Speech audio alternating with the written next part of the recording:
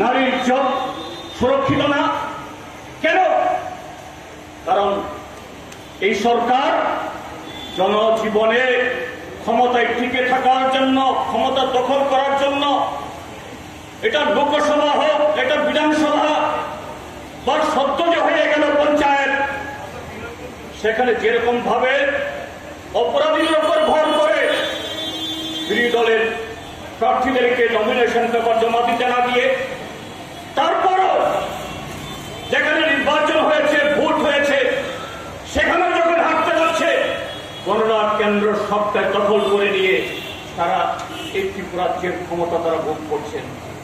অর্থাৎ অপরাধীদের হাত ধরে, অপরাধীদের ধারা আজকে ত্রিপুরাজ্যের সরকার, কাজে সেই জায়গায় এই অপরাধীদেরকে ধরার জন্য তাদের কোনো সেখানে উদ্যোগ নেই। কাজে বন্ধুরা, এখানে শুধু আইন শৃঙ্খলা, মানুষের নিরাপত্তা সেটাই বিঘ্নিত হচ্ছে তা নয়। আজকে অর্থনৈতিক ক্ষেত্র দেখুন, কি কর্মসংস্থান, গ্রামীণ বা শহরের যারা নিত্যদিন যাদের কাজ দরকার, বা আমাদের দেশের শিক্ষিত অর্ধশিক্ষিত বেকার যুবক, তাদের জন্য যে জীবন জীবিকার ব্যবস্থা করা দরকার, আমরা তো বলি না। ত্রিপুরাজ্যের 100% বেকার যুবকদেরকে সরকারি চাকরি দিতে হবে।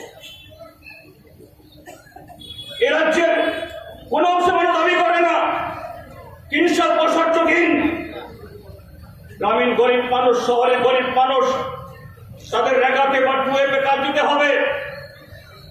এ রাজ্যের গণতান্ত্রিক সংগঠনগুলো থেকে, আমাদের পার্টির তরফ থেকে আমরা দাবি জানাচ্ছি, রেগাতে 200 দিন কাজ চাই, 600 টাকা মজুরি চাই।